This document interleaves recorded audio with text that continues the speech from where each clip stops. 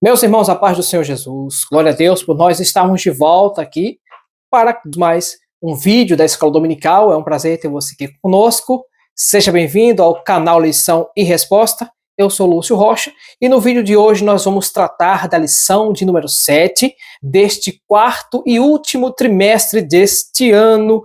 Já quero pedir aqui para que você, por gentileza, se inscreva no canal, você que não é inscrito, e também deixe o seu gostei no vídeo, ative o sino de notificações para que sempre que nós postarmos um novo vídeo você já possa receber. Tá bom, querido? Vamos entrar já nesta lição de número 7.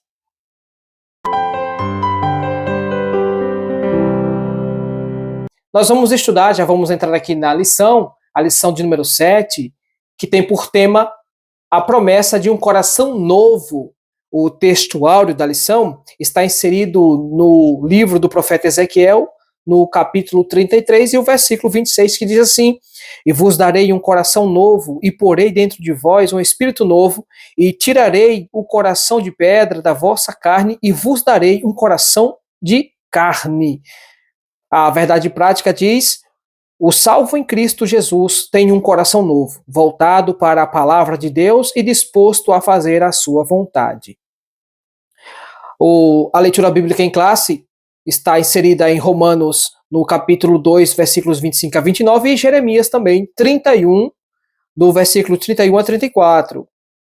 Nós vamos ler apenas os primeiros versículos de Romanos, que diz assim: porque a circuncisão é, na verdade, proveitosa se tu guardares a lei, mas se tu és transgressor da lei, a tua circuncisão se torna em incircuncisão. Se, pois, a incircuncisão guardar os preceitos da lei, porventura, a incircuncisão não será reputada como incircuncisão? Muito bem, apenas esses dois versículos para a nossa meditação. Nós já vamos entrar aqui na introdução desta lição, mas antes vamos apresentar os objetivos que nós temos a alcançar. Sempre serão três. O primeiro deles é conceituar a palavra coração de acordo com a Bíblia. O 2, destacar a nova perspectiva de vida de quem tem um coração novo. E o 3, elencar as promessas para o coração novo. E nós já vamos entrar aqui na introdução, que fala da seguinte forma: o coração tem uma perspectiva bíblica muito singular. A palavra se refere à realidade da vida interior de cada pessoa. Por isso, ao longo da Bíblia, nos deparamos com conselhos que nos incentivam a cuidar do coração e guardá-lo de todas as influências maléficas. O coração, segundo a Bíblia, é o centro da vida. As promessas para o coração são o tema desta lição, ok? Deus promete um coração de carne ao invés de um coração de pedra. Se nós trouxermos o assunto para compreendermos de forma clara, Deus está falando que nos daria entendimento para que nós pudéssemos entender a lei, sim, mas, porém, nós não viveríamos pela lei, nós viveríamos em função de uma nova lei, no caso, a lei da graça. Uma nova lei sendo estabelecida pela lei do amor, o penhor do Espírito Santo.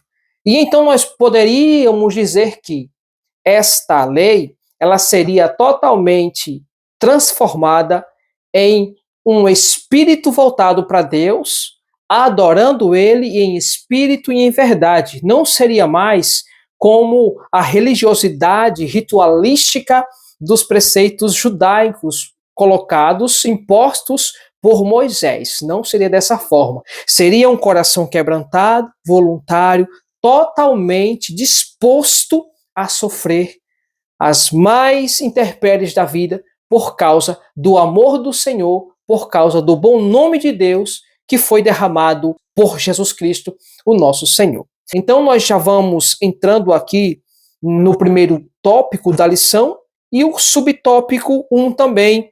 O tópico 1 fala o coração na perspectiva bíblica. O subtópico fala o coração na Bíblia. E diz assim: na Bíblia, raramente a palavra coração é usada como referência ao órgão físico. De modo geral, essa palavra se refere ao homem interior. a fim de revelar o centro da vida mental, emocional e espiritual do ser humano. Dessa forma, é fácil denotar que o coração que Deus estava assim prometendo esta mudança não seria simplesmente na forma física, mas sim no modo diferente de se viver, em uma perspectiva nova, não mais pelas ritualísticas, como eu já falei, impostas por Moisés, mas esta seria de acordo com a lei, uma nova lei do amor, uma nova lei da graça, e esta seria totalmente voltado para Deus de todo o coração. Não seria como o sacrifício de animais, mas agora o ser humano ele seria pautado em padrões morais e espirituais, que estes não seriam somente exigidos quando estivéssemos na presença de outras pessoas. Mas isso agora seria totalmente diferente. Esse iria além dos olhos humanos.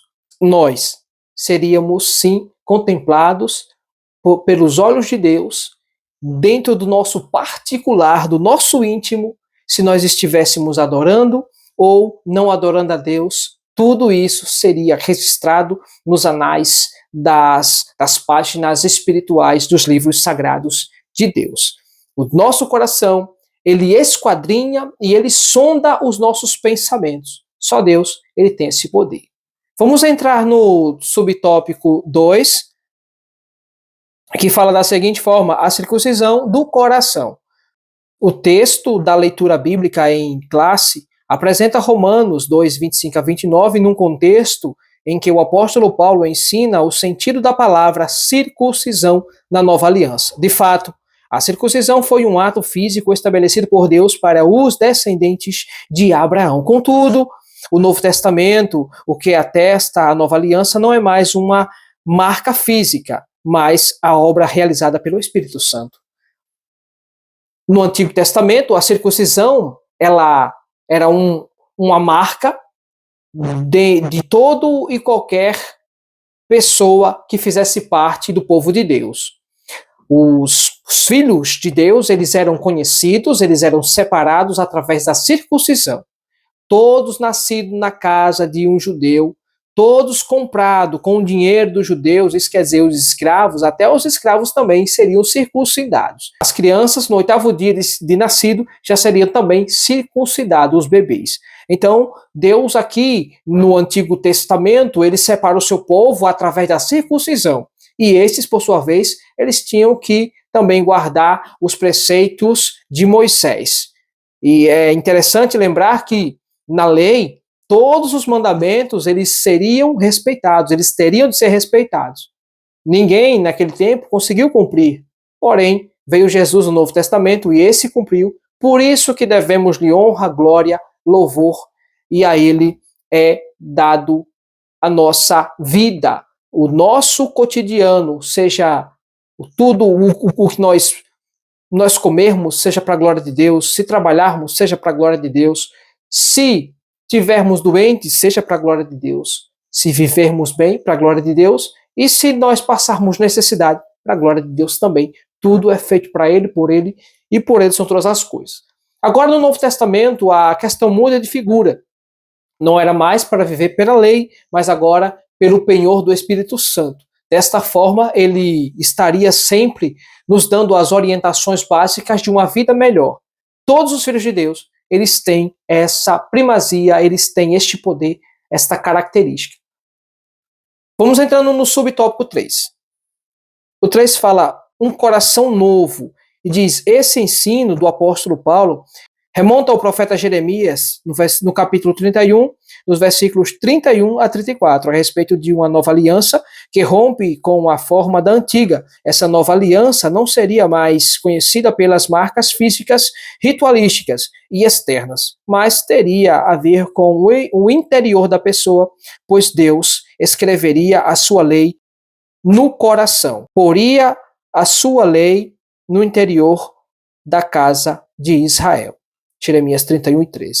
O profeta Jeremias, ele teve participação de forma excepcional.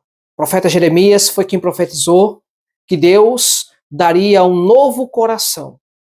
Quando nós lemos João, capítulo 4, a mulher samaritana, quando Jesus ali estava falando com ela, em determinado momento o Senhor disse: mulher, dá-me de beber. E ela disse que não tinha como dar de beber porque o poço era fundo. E também os samaritanos não se davam bem com os judeus. Essa questão essa rixa entre samaritanos e judeus se deu ainda no livro dos reis, quando Jeroboão, Roboão, todos eles desviaram-se, né, os filhos de Salomão, e eles colocaram o povo para adorar aos deuses do bosque, já não era mais em Jerusalém, e por questões políticas eles se dividiram. Daí então ficaram judeus de um lado e os samaritanos, no caso o povo que morava em Samaria. O reino do sul se dividiu, ficando, né, dividido do povo do norte também. Reino do norte e reino do sul. Ela pergunta para Jesus onde se deve adorar. É no monte? É em Jerusalém? Jesus disse: chegará o tempo em que os verdadeiros adoradores adorarão o Pai em espírito e em verdade. Então entra o novo coração. Não é mais pela ritualística da lei, não é mais a mesmice da religiosidade. Não seria mais somente por mera formalidade religiosa, não seria mais. Agora seria espontâneo, seria totalmente voltado, não seria somente com as obras das mãos, mas o que as mãos faria era o reflexo de um coração que estaria voltado totalmente para Deus. Então, quando Deus está falando sobre colocar um novo coração de carne no lugar de pedra, Jesus, ali, Deus estava falando simplesmente de novas atitudes, que essas seriam feitas de coração voluntário e também não somente à vista das pessoas, mas no oculto, no particular, Deus estaria assim sendo adorado, reverenciado. Isso reflete a nós que nós vemos hoje pela graça, vivemos pela graça e Deus está conosco todos os dias. Vamos entrando no segundo tópico da lição. O segundo tópico da lição vai falar o coração de quem está em Deus. O primeiro ponto diz: um coração inclinado a Deus. Quando a pessoa recebe a Cristo como seu Salvador, ela passa pelo processo do novo nascimento, da regeneração. Por isso, ela passa a enxergar o reino de Deus e, ao mesmo tempo, a própria necessidade espiritual. A respeito disso, nosso Senhor diz: na verdade, te digo que aquele que não nascer de novo não pode ver o reino de Deus. Na ocasião em que Jesus estava falando com Nicodemos era um mestre, Nicodemos era um grande sábio das Escrituras, aquele que interpretava, aquele que tinha a obrigação de falar para as pessoas o que eles deveriam fazer de acordo com as vontades divinas. Nicodemos, ele não soube entender o que seria nascer de novo. E de uma forma meio que estúpida, ele falou para Jesus, perguntou se poderia voltar ao ventre da mãe novamente.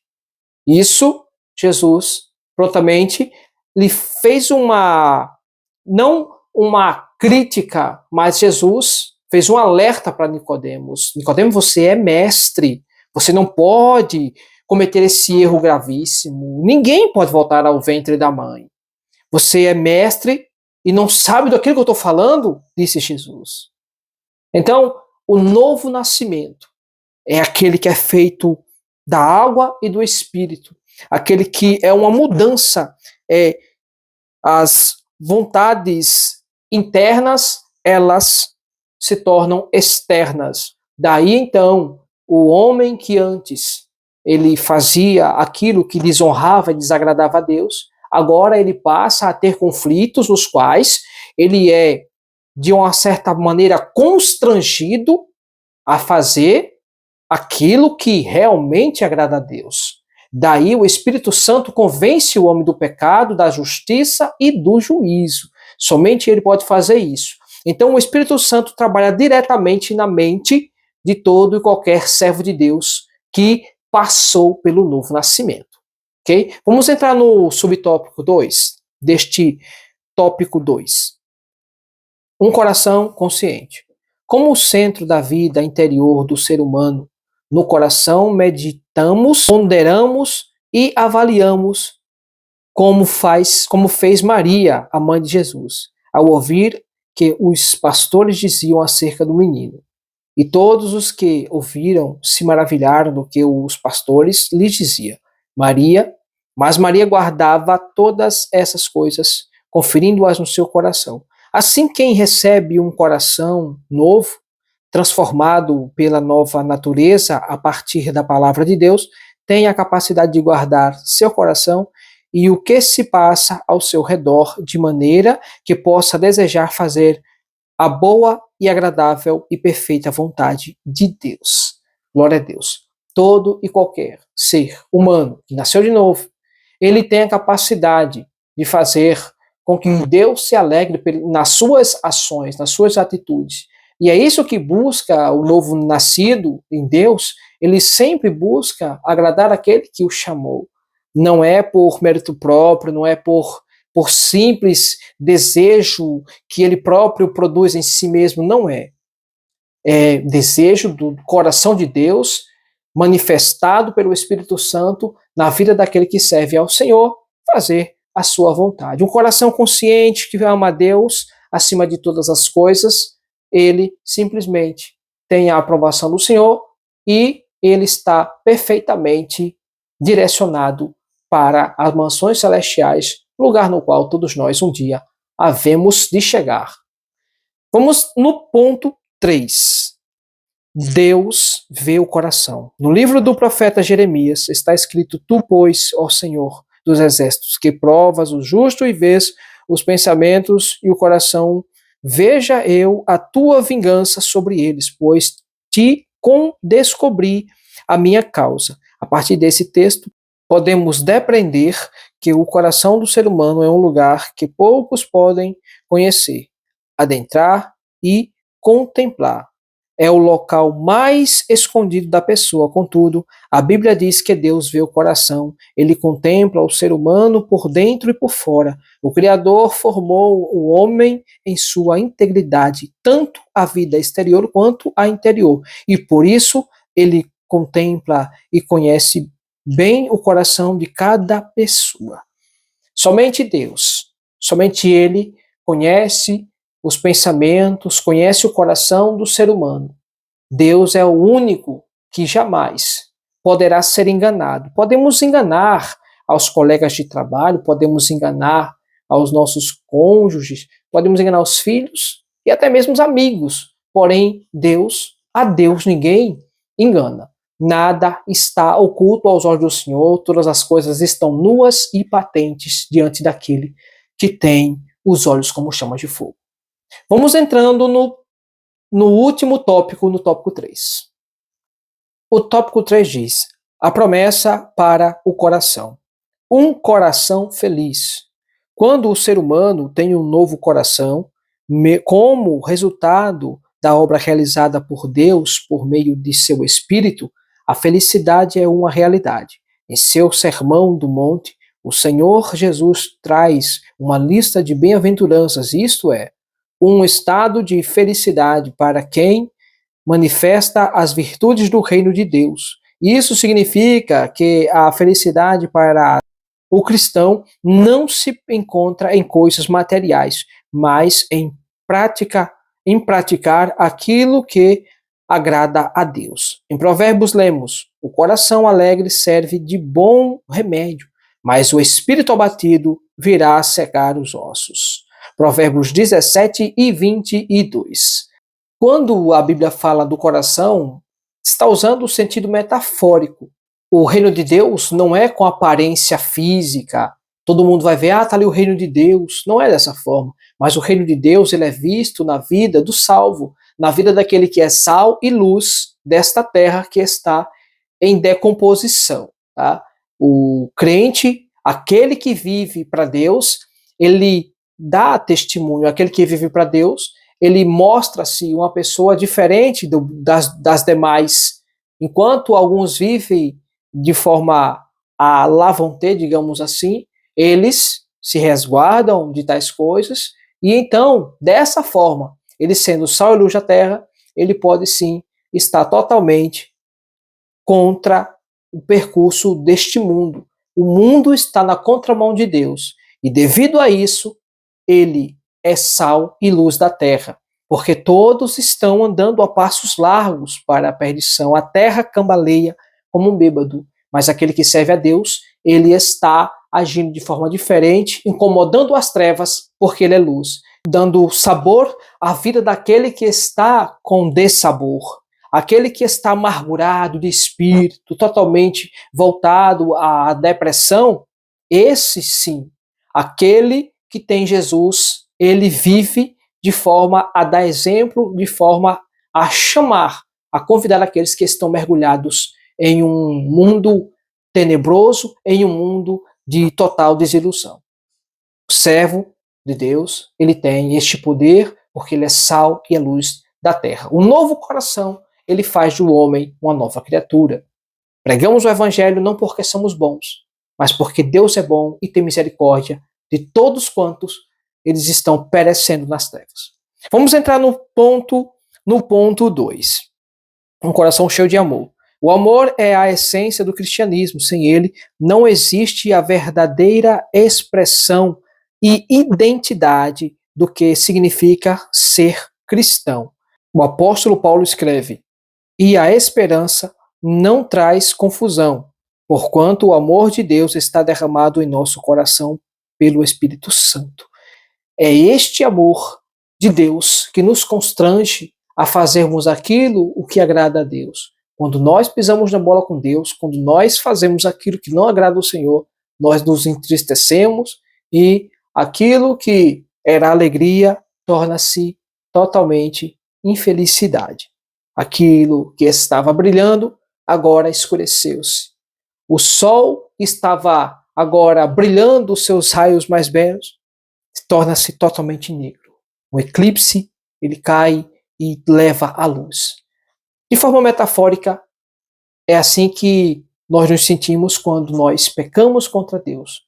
Não precisa nem alguém chegar e dizer, você pecou, não. Sentimos porque o nosso coração agora, no qual Deus estabeleceu as novas leis, colocou um coração de carne no lugar de pedra, este coração de carne sabe, ele sente que um acidente aconteceu no trajeto da nossa vida. Vamos entrar no último subtópico, no subtópico 3, que fala assim, o penhor do Espírito Santo no coração.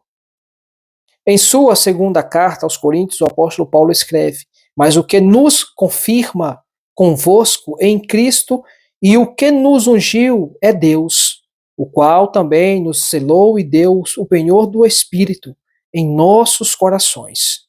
2 Coríntios 1, 21 e 22.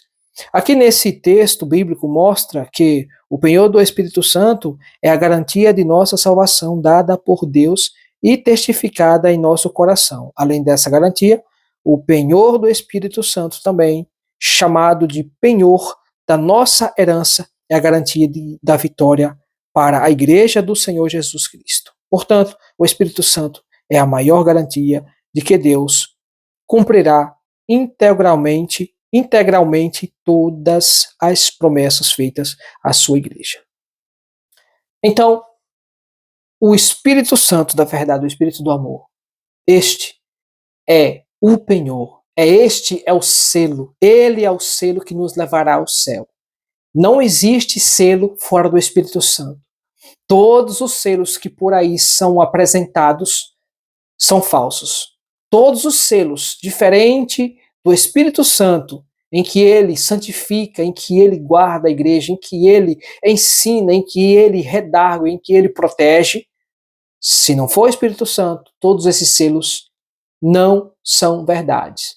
Só existe um selo que Deus colocou na nossa vida, este é o Espírito Santo. Não é o batismo no Espírito Santo, mas esse selo é logo quando nós recebemos Jesus como Senhor e Salvador, quando nós o confessamos para a salvação, o selo de Deus, o Espírito Santo, ele passa a morar em nós de forma sequencial, logo assim que nós levantamos a mão e recebemos a Jesus como Senhor e Salvador. Então vamos na conclusão, que diz assim: nesta lição estudamos a promessa de um novo coração para a igreja. Ninguém pode ver o coração, pois ele se refere ao interior de cada um. A pessoa pode falar uma coisa e pensar outra, pode prometer uma coisa e proceder de modo diferente. Tudo isso faz parte das fraquezas da condição humana. Contudo, mediante sua onisciência, Deus sabe de tudo e de todas as coisas, tanto no universo quanto no coração do ser humano. Ele é o Senhor que esquadrinha o nosso coração, prova os pensamentos e recompensa a cada um conforme as suas ações. Glória a Deus por nós termos chegado em mais um término de lição de aula da escola dominical, ok? Amém? Deus abençoe você, Deus te dê graça e poder para que nós possamos estar aqui na próxima semana fazendo mais uma lição de escola dominical, tá bom, querido? Muito obrigado pela sua participação, que Deus te abençoe poderosamente.